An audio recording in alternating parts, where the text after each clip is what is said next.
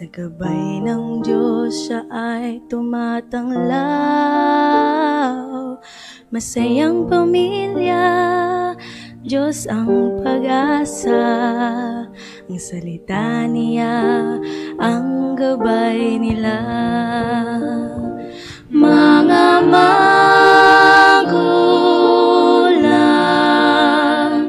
huwag ninyong kaligtaan na ituro ang salita ng Diyos sa inyong mga anak. Mga magulang sa bawat tahanan, ikaw ang muna't siyang sinusundan. Buhay mo'y ayusin, anak ay turuan, na huwag mawaglit sa kaligtasan. Mga magulang, huwag ninyong kaligtaan na ituro ang salita ng Diyos sa inyong mga anak. Kung nais mo'y mapayapa at ligaya sa buhay, ikaw ay maglingkod sa Diyos na buhay. Iyong pangunahan ang iyong tahanan, at pagsambay huwag kalimutan. Mga magulang, huwag ninyong kaligtaan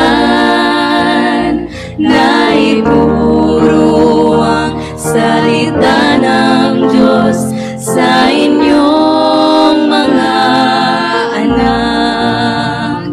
Mga magulang, huwag ninyong kaligtaan na ituro ang salita ng Diyos sa inyong mga anak. Na ituro ang salita ng Diyos sa inyong mga anak.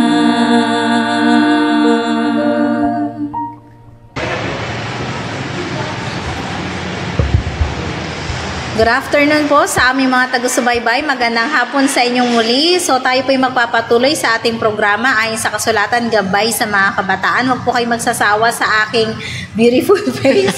Okay, mula po sa health hanggang ngayon, samahan niyo po ako at nawa hindi ko na kayo samahan later sa ayon sa kasulatan Gabay sa katotohanan. At andyan naman po si Nuan. Okay, so yan, medyo bagal-bagalan ko daw magsalita. Ayan, nasabi ng asawa ko. Salamat sa reminder. So ngayong hapon po, ang ating pong topic is Persevering Effort in Bible Study. Ito po yung makikita sa Messages to Young People, chapter 83. So ngayong hapon, bibigyan ko muna ng chance si Ate Sha na bumati. So kasama po natin muli si Ate Sha ngayong hapon po. So Sister Sha, baka shoutoutin mo dyan ang ating mga followers. Ayan, so good afternoon po mga kapatid. Followers po, hindi ko makita sa FB Live. Siguro po mamaya babasahin natin sa saya. But for the meantime, I would like to greet my mom and my dad. Ayan, nasa bahay nagpapahinga habang nakikinig. Sana lang si Ate Amber, pagaling ka rin. Ayan, si Ate Kyle habang nagpapahinga din today. May rest day siya ngayon. Ayan, at yung aking po mga dogs dyan. Mami Esther, Sister Lil, ayan, good afternoon po. At yan din po sa Gumbok family. Sana po makinig kayo. Ano po, malaking bagay po mula po sa kalusugan, no, sa ating kabataan. Hindi po makasama namin dito. Ayan, nag-enjoy po kami sa pagkain. Although ang aming pong topic kanina ay hypertension. Masarap po aming pagkain, pero hindi naman maalat, ano. So kami po ay talagang in moderation na rin talaga. So it is indeed a blessing, no. Totoo po ang isang hypertension kasi ngayon ay very common na sakit na talaga, no. Hindi po siya parang nga siyang pandemic, epidemya. Halos lahat karamihan po ay talagang merong hypertension, pag walang pera, talagang nakaka-high blood, di ba? Yan sa mga nanonood po sa pamilya po ng Dasma G, mula po sa buong pamilya, hindi mo po namin kayo may isa-isa. Ay, good afternoon po. Ganun po kay Ate Weng, maraming salamat sa masarap na tabliya, walang isda, sister, hindi nakarating. Gusto niyo ni Alex. Oo, yun, masarap din, ayan. Oo, sure, meron pa sa bahay. Ganun din po sa mga Mami Ruth, ayan, kamusta ka na? Na-miss ka namin kahapon. Kay Sir Joy, ayan, Tobias, ang pagaling din naman. Kay Brother Jasper, dyan sa Saudi, ay samahan mo kami. Sana wala ng bagyo. Ayan, magpalakas. Ayan, see you soon. Sana, forever. See you soon na lang tayo. So, good afternoon po sa inyong lahat. At samahan niyo po kami sa hapong ito sa patuloy na pag-aaral. Sister Ye? Okay, so may mga live viewers tayo na gusto magpa-shoutout daw sa ating operator. Sabi ni Jerome. May crush ba si Jerome sa ating Jerome Suniga? Jerome, crush mo ba si JN? Ay, malibang kaina ito, tsaka Ate Leona. Si Ate Leona, pala na kayo dyan. And then si Ate Wilma Evie Malyari. Good afternoon po sa Wilma, lahat. So, good afternoon. Watching from Tagbilaran, Bohol. Kamusta naman ang mga tarsier dyan, sister? Buhay pa naman. Malalaki pa rin ba ang mga mata? Ayan naman, dating tayo sa Bohol, para isa pa yung lugar na hindi ko napupuntahan sa Sir Wilma. Yan ba yung may Chocolate Hills, if I'm not mistaken? Tama ba ako? Kasi may matters here dyan ginawa ng chocolate. Kulay chocolate. And then, good afternoon din po kay Ate Grace. Yan, sa mami ni Serena. Dito po nakikinig, nanonood din po siya si Joylyn na walang sawang taga-subaybay. Sa Ate Joylyn Tuyak. Tapos ina-awardan yung mga fans natin na talaga. Baka gusto mo pa-Gcash. Mas marami pang pera si Sister Joy sa akin. Baka akong kailangan ng Gcash. Siguro nga ako din. Okay, so good afternoon po sa inyong lahat. So stay tuned lang po kayo at napakaganda na ating topic ngayong hapon. So before po tayo mag-start ay tayo po muna ay manalangin. Ama naming banal na sumasalangit ka sa hapong ito, Panginoon. Tatalakay kami ng isa na naman pong napaka-exciting na topic para po sa pagpapalakas po ng relasyon po ng mga kabataan. Ganda rin po kami mga magulang po sa inyo. Nawag gabayan ang aming programa, ang pagpapala nawa ng langit, ang patuloy niyang sumubaybay sa amin, lalong-lalo na po sa aming mga taga-subaybay. Patawarin niyo po kami, Panginoon, kung saan niyo po kami nasumpungan, nagkulang at nagkasala. Ito lang po ang may hiling at dalangin sa pangalan ni Jesus, na aming tagapagligtas. Amen. Ayan, so Sister Sha, i-identify muna natin, ano ba yung salitang persevere na yan o perseverance na yan? So sa mga manliligaw mo ba, Sister Sha, ilan ba ang nag-persevere? Yung hindi tumigil hanggang sa wakas. Sabi nga parang ako na ata hindi tumigil. Last na tumigil. Parang sabi, di ba, ang magtiis hanggang sa wakas ang siyang nalulutas. Maliligtas. Ano ba?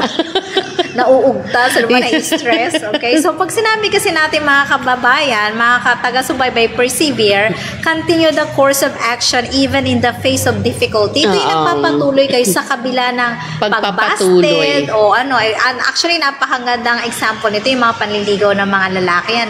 Dati kasi, ang panliligaw ng lalaki may pa-chocolate, may pa-flowers. Ngayon may text na lang. Hi. Hello. Tayo na.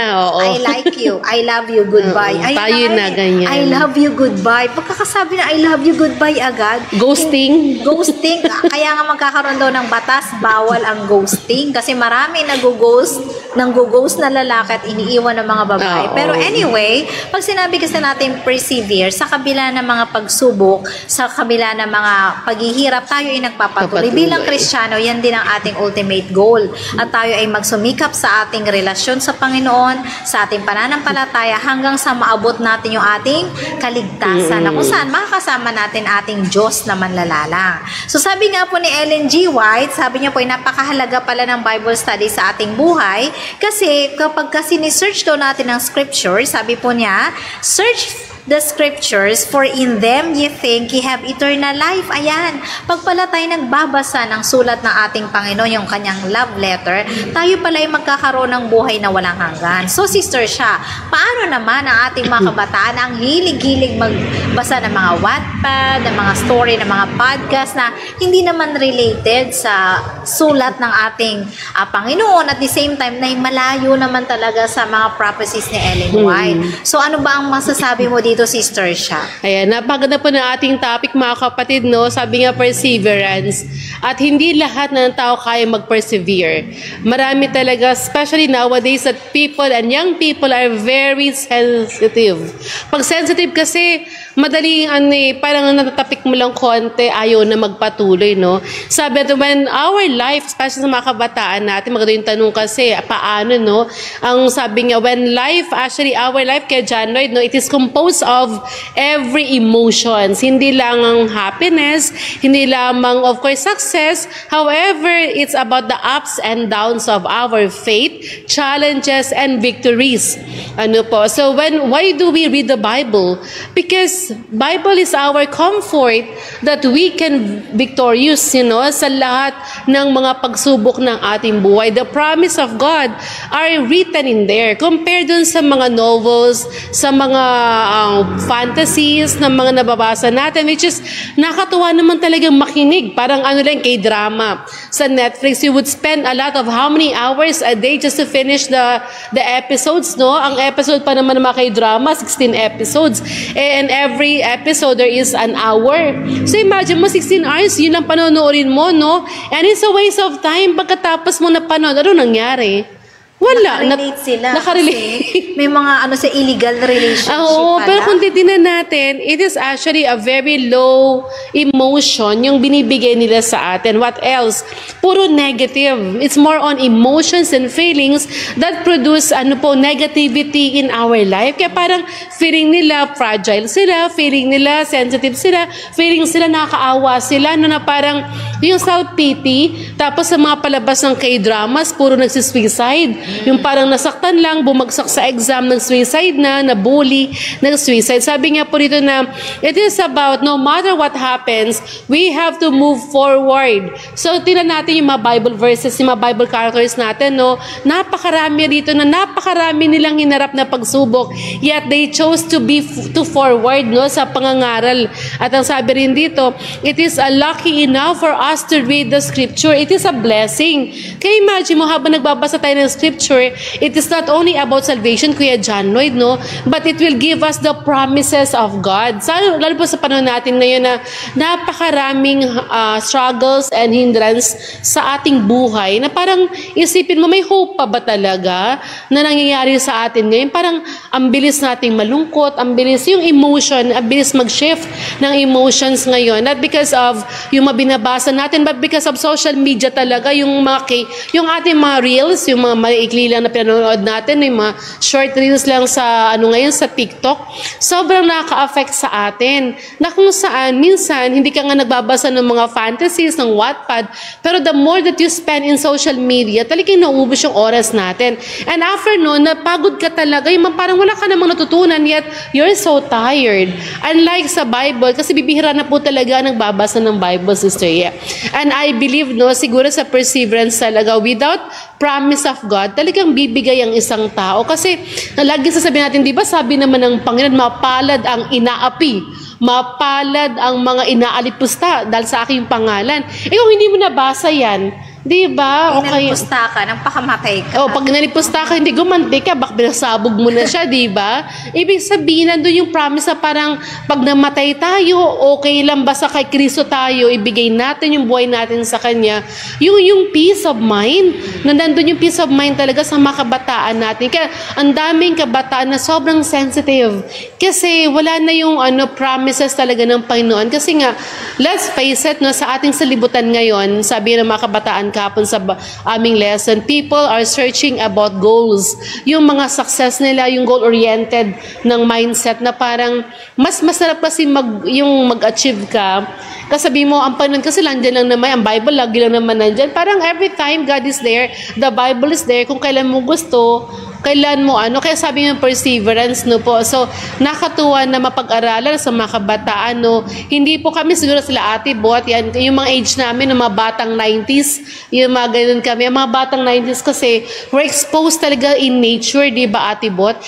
Wala kasi kami social media nun eh. Wala naman tayong cellphone. May TV, black and white. Oo, may TV, black and white, tapos bawal ka pang manood. Yes, may oras pa. Dapat pag sunset, sabi ni Daddy, bawal na manood. Ang malungkot nga nung wala kang TV, doon ka sa kapitbahay, bahay. Bago pagtatakpan ka ng kalaro mo ng pintuan o bawal ka manood, labas ka dito. So ang gagawin na lang ng mga kabataan, maglalaro ng piko, talagang more on exercise, yung talagang nagmumove sila kasi sabi nga na sa kalusugan no, mahalaga ang exercise kasi nababalance siya yung ating emotion, no, naglalabas siya ng happy hormones. So kailangan talaga. So ako po Sir Yeder, perseverance ito bilang isang nanay, so pinapakita ko talaga na kahit tayo minsan nagkakaroon ng karamdaman, we have to make sure na we choose also to live once kasi lang buhay natin eh.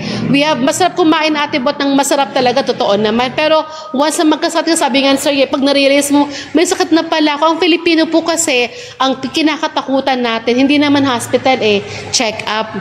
Ayaw talaga natin magpa-check up na parang, ay wala yan, wala to. Tapos nga pa nagpa-check up ka na, boom, andun na pala ang sakit natin, no? And sometimes it's too late. Pero ang sabi nga, once we learn how to love our life, you can realize exactly that our body is a temple of God. And if we destroy the temple of God, we cannot persevere talaga. Kasi andun lahat yung aspect eh. Kaya yung sa tanang Panginoon, it's been really a comfort kahit po sa akin, no? Kasi mga kabataan din. Kasi naging kabataan din naman tayo at mahirap ang buhay namin, di ba Ate Bot, no? Our time, mga batang 90s, napakahirap po ng buhay namin. Talagang, but we live daily na parang we live freely, na masaya kami at we had freedom talaga to be free outside the house. Hindi yung parang nasa loob ka lang ng kwarto, di ba mga bata ngayon, sige, hindi na nga nagbabasa ng Bible. Puro naman cellphone ang binabasa, di ba? Which is, nandun lahat talagang, ang cellphone, napakalaking tukso, mga kapatid, no? Di ba yung comfort na doon na sa cellphone, eh? Nalulungkot ka, manood ka lang. Pero di ba, the promise of God pa rin talaga ang ating po talaga pinanghahawakan. So, yeah. Okay. Actually, kung i-compare po natin yung buhay noon, ng mga 90s or 80s sa ngayon, ay napakalaki ng pagbabago. So, nung panahon noon, pag nalulungkot kami, maglalaro lang kami. At saka mas maraming disiplina noon. Ngayon kasi masanggi mo lang yung bata, iiyak na, stress na. Parang yung nabalita nga po sa TV, hindi lang siya nabilhan ng cellphone ng nanay niya, nagpakamatay. Di ba nakakalungkot? Pero nung panahon namin noon, kasi wala naman kami Kanya candy. Cellphone, wala. Maglalaro na lang kami sa labas and then masaya na kami. And then yung mga kabataan ngayon, si Sir siya, wala nang mga schedule sa tahanan. Kami dati may schedule kami, sinong tagahugas ng plato, sinong tagawali, sinong tagapunas ng table. Lahat kami ay part ng family. Hindi nyo po ba alam, mga magulang at mga kabataan, pag naramdaman ng kabataan na mahalaga at may part sila sa tahanan, hindi nila kikiliti, ano ba yan?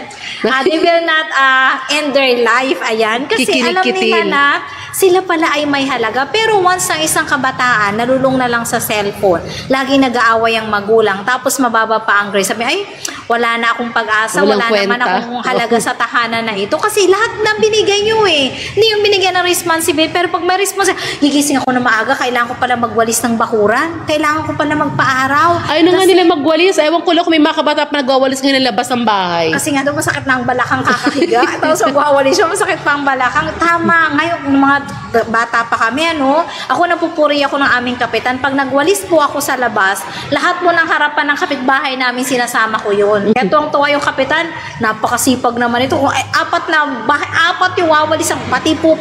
Tatatak pa, tapos di pawis na pawis tayo. Ang sarap nun. Tapos maliligo ka, Tapos kakain ka ng breakfast, nakapag-exercise na kayo, nagpa-araw pa kayo at nalanghap nyo na yung hindi na kasi gumigising ng kabataan ngayon 10 o'clock, 10 a.m. Yes, sa mga kabataan, pagising nila, wala na, hindi na rin nagpapa-araw. So, lagi silang malungkot. Kailangan po natin ng araw para sumaya. Totoo yan. Magpa-araw kayo mga kabataan, yung exercise ay napakahalaga rin.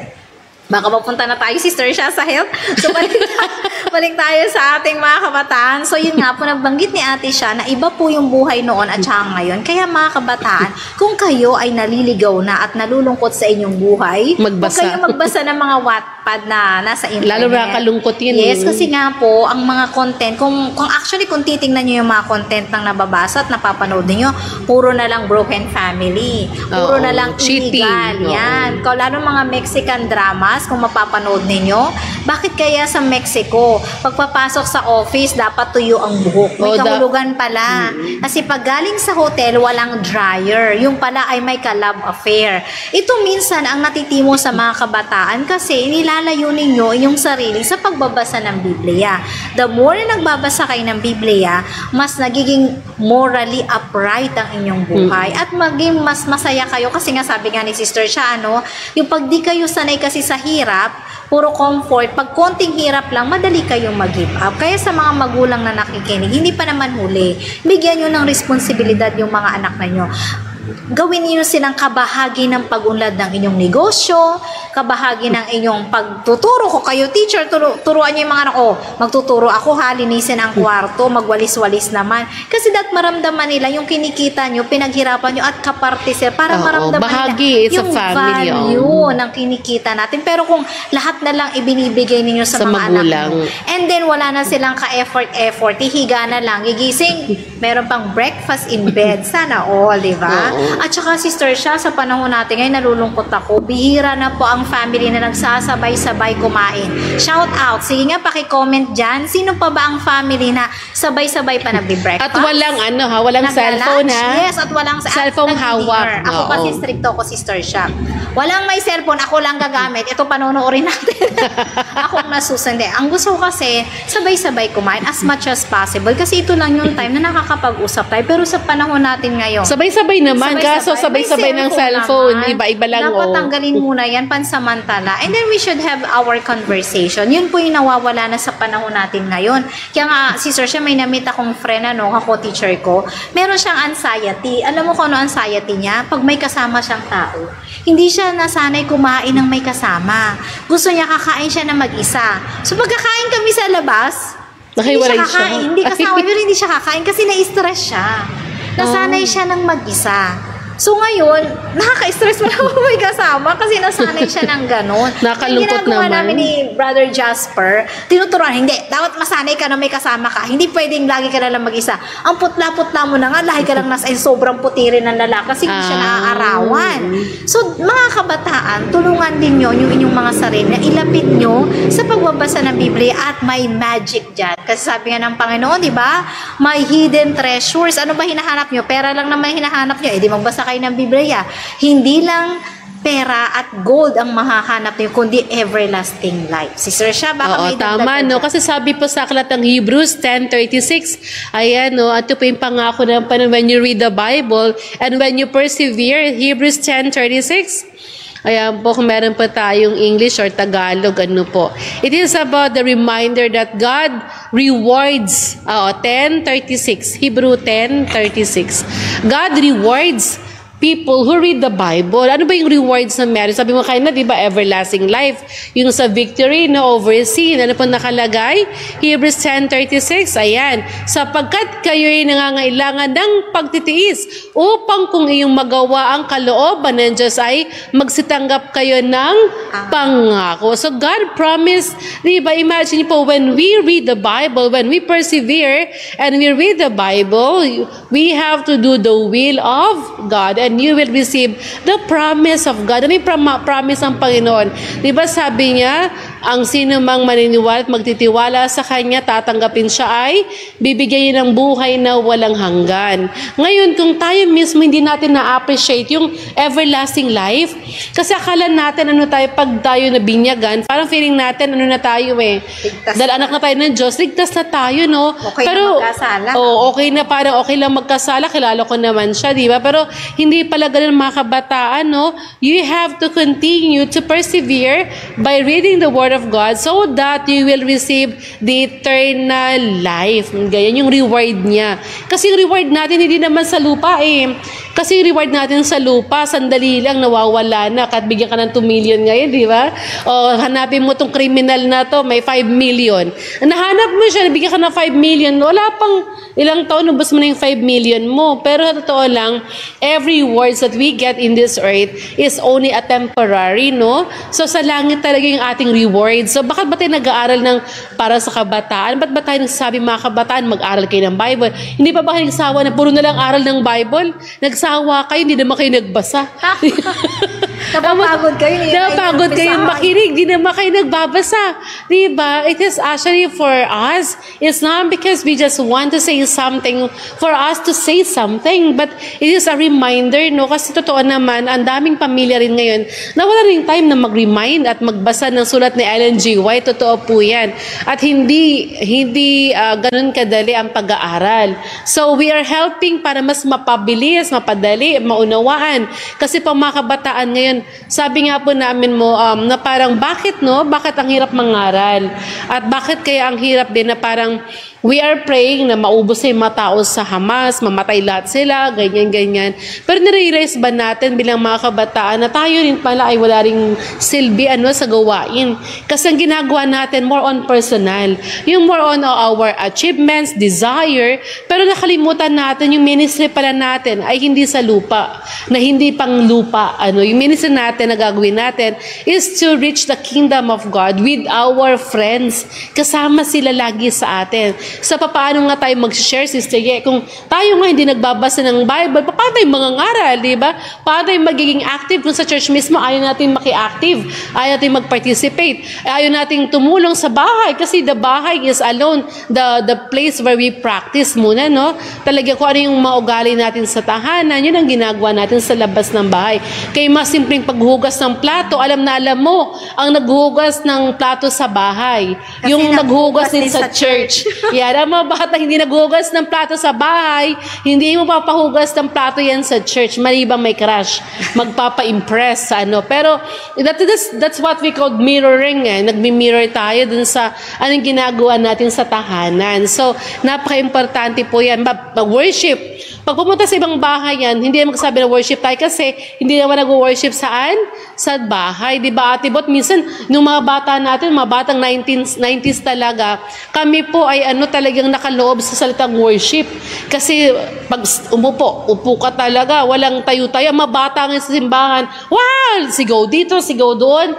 Talagang nagiging sila, parang nagkaka-phobia ibang kabataan na ayoko na magkaanak kung sila din magiging anak ko. Ganyan. Bakit? Kasi parang hindi mo na kayang kontrolin, no? Unlike ng mga bata noon, pag sinabi ng tatay ni Ate Bot, ni Brother Ramos sa church, kung maingay. Wala talagang maingay, tahimik kami lahat eh. Di ba? Pag sabi, mamaya ka sa bahay, alam mo na ang sagot.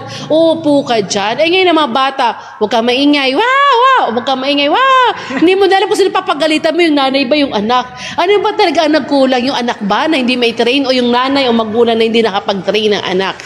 Kaya sabi nga ng mga anak ko sa Ate Amas, parang mga bata ngayon, sinila ngayon ay may mga ADHD, may mga Down syndrome, kakaiba talaga yung kaya ayaw na tuloy nila mag-anak ngayon, Sister Ye, kasi parang nakaawa doon yung mga kabataan sila ngayon, kasi parang yung, because of the technology, nababago yung attitude ng mga bata. So, why we're studying about the perseverance and reading the Bible, because we guide, diba? We want to guide our young people in the church, even our parents, on how to be knowledgeable to help their children also. Okay, so ang ganda ng sinabi ni Sister Chano kasi ngayon nga sa panahon natin ngayon kasi nasa glass generation tayo. It means lahat ng mga ipapanganak ngayon na bata, pag nakita mo sa bus, wala pang 1-year-old, may hawak na cellphone.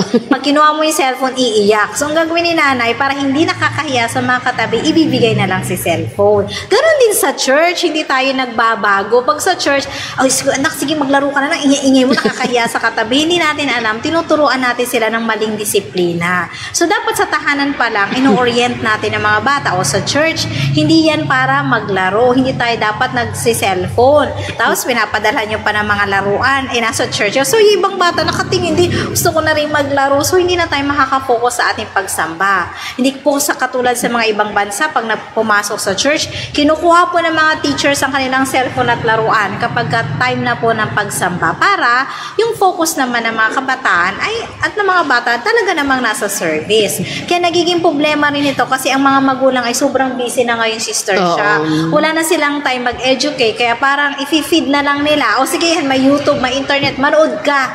gusto mong matuto ng science, manood ka. So, nawawala na po yung hands-on parents sa ngayon, Sister Sha. Pati nga, yung pagbabasa ngayon. Ang parents kasi ngayon, cellphone eh. Oo nga kasi paano natin i-correct yung mga kabataan? Tayo mismong mga magulang, anak ka, mag-aral ka dyan, pero nakatutok din naman tayo sa ating mga cellphone. So, mas maganda siguro, turuan din natin. Sa kaso, Sister Sha, hindi na ata may iwasan yan. Katulad ngayon, pag walang face-to-face, anong ginagawa ng teachers? Online. So, hindi rin naiiwasan talagang gumamit sila ng gadget. Pero sa mga magulang, bigyan nyo ng limitation.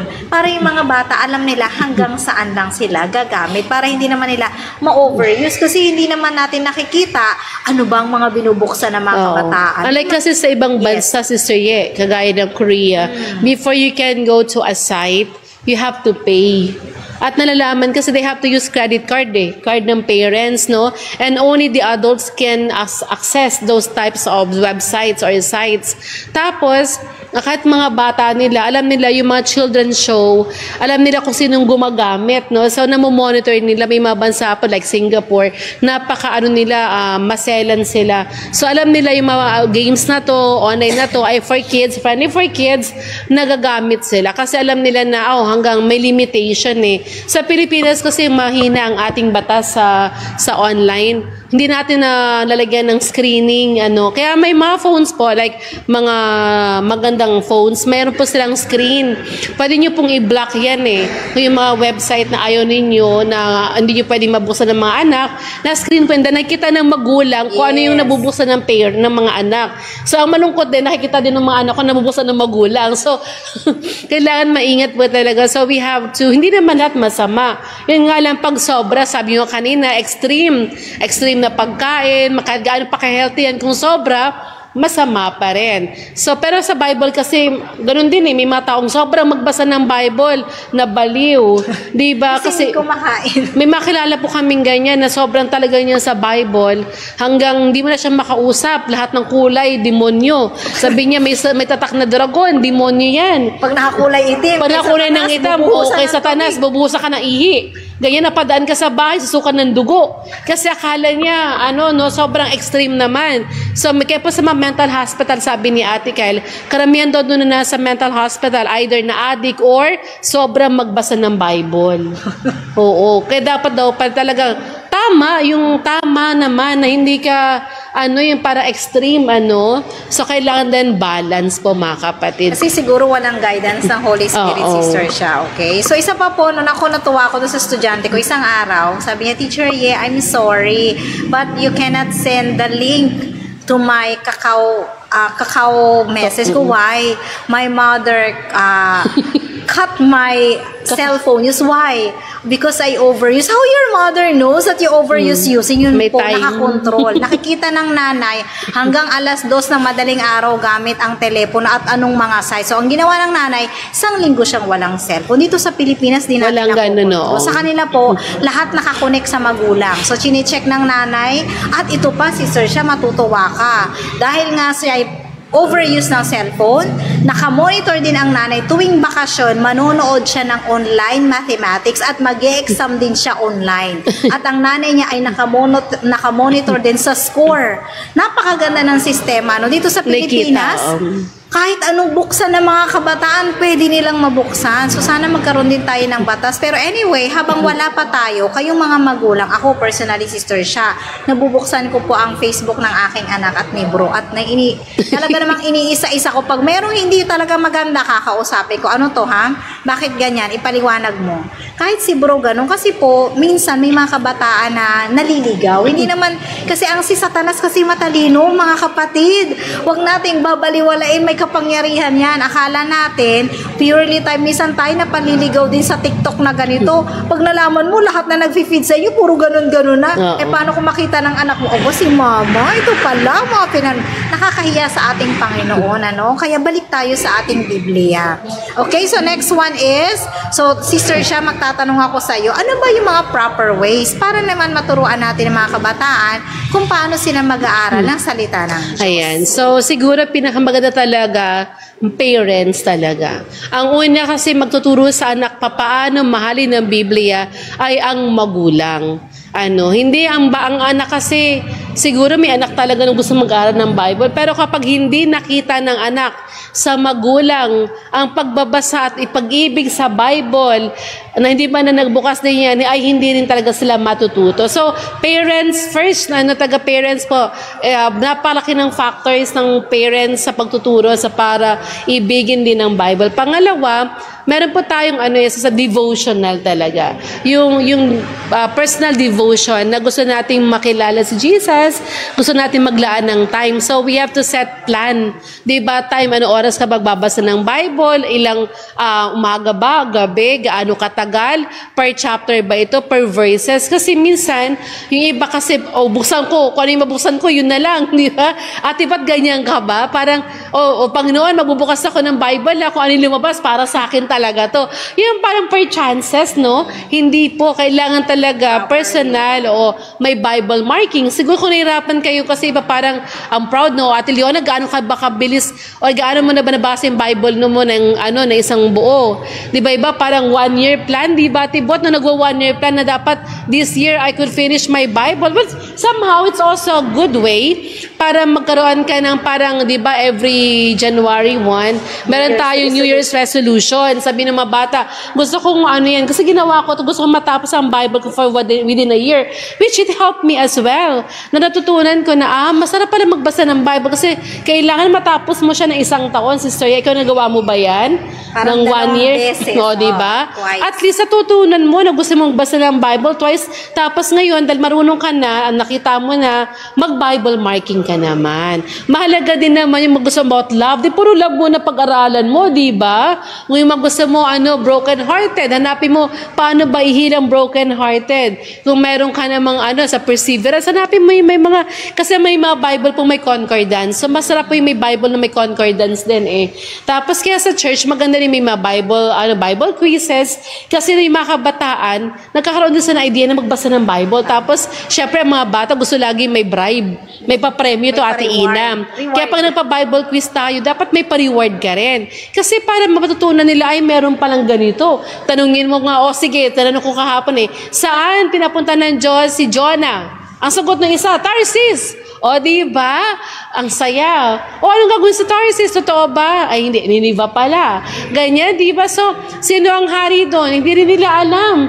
So, maraming mga bagay na through Bible quiz ay na-enhance din naman sila kahit papaano. So, let us make it fun. Hindi naman puro seryoso na nagbabasa, no? May mga fun po kasi din naman ang Bible. Gusto mo ng stories, love story. Maraming love story doon. Kay King David, di ba yan? Kay Solomon, gusto ng love story. Gusto mo naman ng mga mystery. Meron din naman dyan. Kay Elijah, di ba? When Elijah's bone, imagine mo saan manakata ng Bible na nung nagpunta yung mga mga pirato, yung mga masamang tao dun sa sementeryo, di ba? Tapos nila yung bone ni Elisha, ano nangyari? Nabuhay. Diba? Tapos natakot sila kasi nabuhay yung bones niya. Imagine mo how it could be in the Bible. Tapos yung mga Bible characters na niligtas sa mga masamang sino? Kagaya ni Samson. Wow, the powerful, diba? Na kung saan si Gideon, diba? Sila Daniel, diba? Sila David, diba? Napakarami. So, science, paano tayo nilikha ng ating, napakarami po. So, it means we have to make plan. It is our personal choice by prayer. Kasi totoo naman, kahit gusto niyo po, sabi nga, the spirit is willing, but the flesh is willing, but the spirit is, the flesh is weak. The spirit is willing, but the flesh is weak. Bakit gustuhin natin, kung hindi naman kaya at wala tayong patnubay ng banal na spirito, we will fail. However, once we fail, let's go back again and again till it becomes a habit. Kailangan talaga maging habit natin, maging character natin kay John Reid, no? At yung nagigilty ka within a day na hindi ka man nagbasa ng Bible, that's good way kasi sabi ng Holy Spirit sa'yo, hindi ka nagbabasa. Diba? Kasi naman naging comfort ka na hindi ka nagbabasa ng Bible. Dapat po talaga talaga, ano, Ate, ayan. So, planning, give time talaga, pray for it, and choose the thing that you want to read first. Ano po, hindi naman agad basahin mo siya ng buo kasi minsan binabasa natin na hindi naman talaga natin naiintindihan. Kasi ang goal minsan nung nagbabasa cover lang. to cover is para lang talaga ma-achieve yung goal na dapat mabasa ko yung Bible mula sa Genesis hanggang Revelation. Pero may proper way po kasi ng Bible study. Yun nga po, actually kung kayo'y nahihirapan pa sa mga kabataan na matuto mag-aral ng Biblia, pwede nyo pong umpisahan dun sa ating yung Explorer. Yan. Andun pa po yung ating 28 fundamental beliefs. VOP. So at the same time, kayo ay may enlightened sa doktrina at pangalawa ay nauunawaan natin. Sige, John Lloyd, sumagot ka ba ng VOP? Sumagot ka ng VOP? Voice of Prophecy. Voice of Prophecy. Wala, no, di ba? Oo, Ate Ina. Balikan natin sa AY. Isang araw, ganyan, isang Sabbath. Naka-proper way yan. Or, Sister Shah, di ba, bakit tayo may leksyon?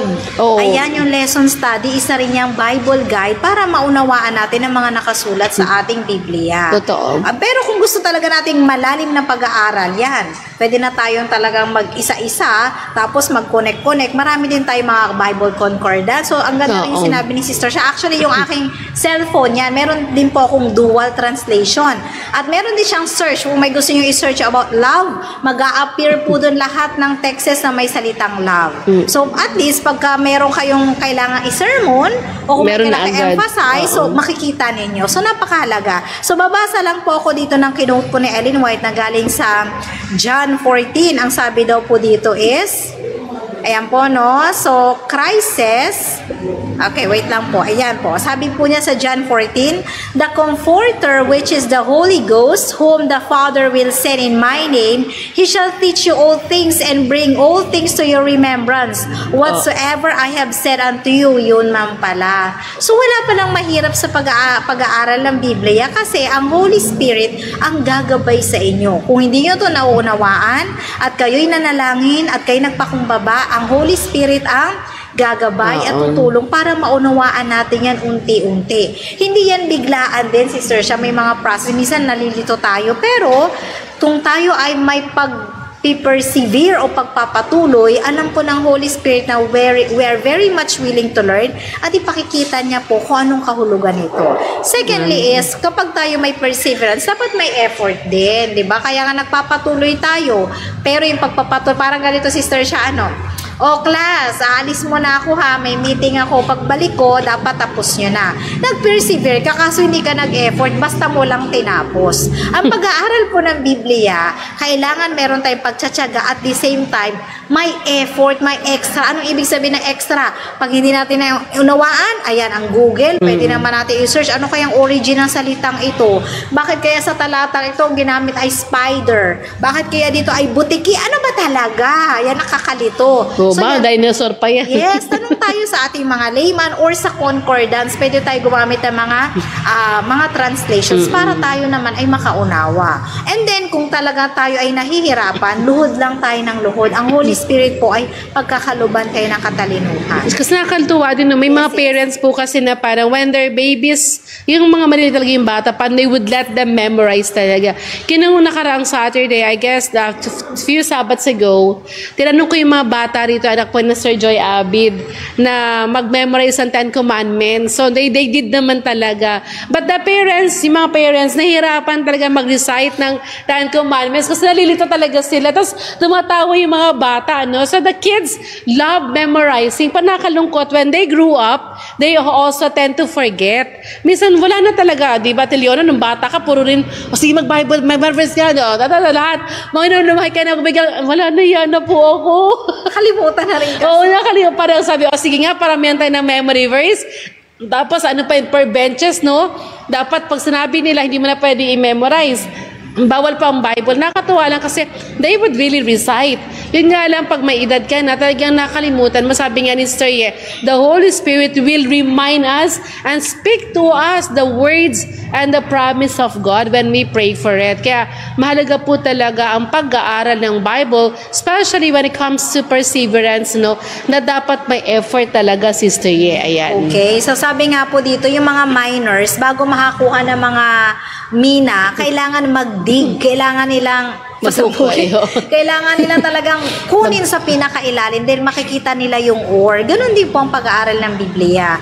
Hindi po kayo pwedeng pahapyaw-hapyaw lang. Katulad nga po ng binabanggit natin, ang Biblia kasi hindi lang laging meron din po yung symbolical. Ayan, hindi po laging literal. Actually, tayo pong mga Adventist ay pinagpala kasi meron tayong prophet na kung saan nagpapaliwanag naman ng mga symbolical meanings ng ating Bible. Para mas mabilis. Yes, alam niyo po, tayo lang po sa buong mundo na may ganitong uri ng mga aklat na Great Controversy at iba pa pong mga sulat ni Ellen White na kung saan nagpapaliwanag ng maliwanag na pagpapaliwanag ng mga propesiya sa Biblia. Wala pong ibang reliyon, tayo lang po kasi tayo po ay kinasihan talaga ng Holy Spirit at tayo din po ay maliligtas sa huli. Kaya samantalahin natin kasi tayo ay binigyan ito ng pagpapala ng Panginoon. Yung ibang reliyon, hindi po nila napapaliwanag ano pa yung 72 weeks, ano ba yung most holy place, wala yan sa kanila. 1.5 years old, yes, tapos binubuli pa tayo. Naku, hindi kayo maliligtas kasi nabigo nga kayo diba? Nang hula kayo, hindi nga dumating ang Panginoon, pero hindi nyo ba alam, nakasulat sa Biblia na ang tunay na iglesia ay mabibigo. Ano yung talatang yun? Kumain, matamis sa labi, ngunit mapait sa tiyan. Yan pala ay great disappointment. Sinong may ganyang aral? Wala. Adventist lang po kasi ito'y binigay lamang sa bayan ng Diyos. Imagine na talagang very clear ang Bible when it comes to spirit of prophecy. Talagang tayo lang po kaya mga kabataan, it is one way. Nowadays, we have to memorize in our hearts talaga because we will be standing and we'll be facing trials talaga. The time will come that you will stand in front of the mayor, the barangay captain, di ba? To prove that your faith is real because it is written. Di ba talagang hindi siya puro ideas or pag-unawa mo, but it is written. It must be written yung gagamitin natin. Sabi nga po sa James 1:12, ayan, para ang bisang oras, Sister Ye. So mga kapatid, mag-shoutout po kayo, magbigay kayo ng comment, ano pa yung mga favorite verses ninyo that would help you mag-persevere sa buhay. Ayan, James 1:12, blessed is the man who endures temptation. Ayan, bakit po? For when he has been approved, he will receive the crown of life which the Lord has promised to those who love Him. So we have to persevere. We have to endure ang mga trials and temptation because these tests actually will help us to receive the promise of God, especially if we love Him. So napakaganda po mga kabataan, Wag po if we love reading our textbooks, school textbooks, kasi kami po ay teachers, ayan ni Sister Ye, I encourage my students to read and do advanced reading. Pero mas na-impress pa ako sa mga estudyante na malalim yung mga sagot, may mga hugot sa buhay. And they would realize na, ito pala yung ng Panginoon. At nakakatuwa rin sa klase kapag, kaya po yung mga kabataan, huwag po kayong matatakot kapag magsasagot kayo ng mga question ng teacher. And you could put the Bible verse, you could also state about Christ's lessons, kasi marami po mga estudyanteng nakikinig din naman. So talagang naka-inspire if we are also using the Word of God, even God's examples, His life, yung mga buhay po natin, na kung saan we will be light talaga sa mga kasama natin, sa mga classmates ninyo, ganun din sa mga kamag-anak natin. So, if we know the truth, let us not hide the truth, but let us stand kasi it will be our defense against the enemy. Okay, so ngayong hapon po ay masyadong matuli ng ating relo. So tayo na po ay dapat na magtapos. So ngayong hapon ay shoutout po ako sa ating mga live viewers. So andyan po si Brother Norman Montibon. So good afternoon sa'yo. Ganun rin po si Sister Priya Suniga. So shoutout Sister Priya. Kung nasaan ka man, naroon din kami. Okay? Din po si Ate Wilma and then si Jerome. Ayan. So good afternoon kay JL, kay Ate Grace at kay Sister Joy. So ngayong hapon po is bibigyan ko sister siya para i-recap ang ating napag-aralan na kung saan ano ba ang kahalagaan na kailangan, bakit ang kabataan, tayo na rin pong mga matatanda, magkaroon tayo ng perseverance sa pag-aaral po ng banal na kasulat. Ayan, so sabi nga na ating po Sister sa paumpisa kanina, it will endure us until the end of time talaga. That we have to love, we have to read, we have to plan, we have to devote our time to spend time reading the Word of God. Kasi this is our safeguard sa ating kapanahunan ngayon so that we will be protected. At sabi nga nung nakaraang week, di ba? Well, every time we read the Bible, the holy angels are with us, beside us. Kaya po, let us continue mga kabataan. Kung hindi niyo po nang-start magbasa ng Bible, why not start it today? It's not yet too late. Marami pa pong mga oras at napakaganda po at maunawaan ninyo bakit lagi naming ini-emphasize ang kahalagahan ng pagbabasa ng Biblia. Kasi ang ating pong mga magulang, hindi po sila mananatili sa iglesyang ito kung hindi po sila nagbasa at umibig sa ng ating Panginoon. So let us, of course, embrace the Word of God in our hearts, and let this be our daily devotion and commitment to our God to read the Bible. So para po sa, may babatiin ka pa ba? Yes, babatiin ko si Jasper kasi magbe-birthday na siya. Bago ko makalimutan. So advance, happy birthday, Jasper. Parang next month pa siya. November 10, November 8. Oy, mali ka talaga. Nakalimutan ni ate siya. November 8 si Jasper. Si Kuya Bal ay December 11. Kaya nga sabi namin advance. So Jasper, advance, happy birthday. Magpa-pizza ka naman and ice cream. Masama nga daw in yun. Moderation. Ayan. Cash na lang, cash na lang. At ganun din po kay Brother Nap, nakatakbo siya kanina habang nagja-jogging kila Ate Tess, Ate Leia Beltran, ayan, at si Sister, Ate Weng. So nagkasalubungan, nag-zumba sila kayo ng umaga, at nagkasalubungan naman kami, tapos mag-zumba ako naman, tapos na po maglakad. And Sister, I got 10,500 steps this morning. So yun po yung ginagawa ko, nagpapakahirap ako mag-walking. Sabi kaya po, pag nakita niyo po ako nag-walking, sabi po na aking doktor, alam mo na, pag nag-walking ka, bawal ang kaway-kaway, bawal ang hi, hello, stop. Dapat daw brisk walking. Kaya kapag nakita niyo po ako, di ako tumigil, hanggang hi lang, wag po kayo magtatampo. It was an advice that I had to do brisk walking. Kaya po, parang lang yan, pagbabasa ng Bible, we have to do it talaga as a habit. Ayan. Okay, so huling shoutout na po. Hello po kay Primrose Santos. Thank you for watching. Good afternoon. Ay, sus, okay, hindi pagpapatalo talaga si Sister Ruth Tobias. Umabol. Yes, si Ate Grace. Salamat po sa magandang topic. Welcome po. Tayo po yung magpapatuloy sa... Actually, Sister siya, kailangan natin mag-part 2. So, abangan nyo po. Hindi pa po kami tapos. I-discuss ano ba yung mga ways na para magkaroon naman ng perseverance sa ating mga kabataan sa pag-aaral ng ating Biblia. So, ngayong hapon po ay wala na po tayong enough time. Kaya tayo po ay sama-samang yumuko para po sa ating panalangin. Okay, let's pray. Ama naming banal na sumasalangit ka sa hapong ito, Panginoon. Salamat sa mga kaalaman na kung saan ay magpapalakas ng aming relasyon sa inyo, lalong-lalo na po sa aming mga kabataan upang matutunan po nila ang tamo pong pag-aral ng inyong mga banal na salita.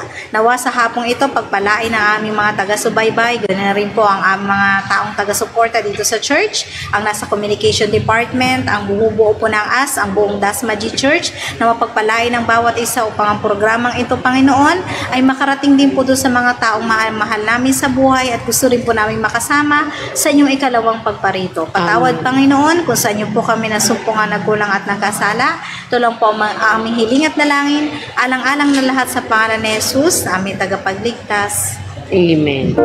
Isang tahanan sa mundong ibabaw, sa gabay ng Diyos siya ay tumatanglaw.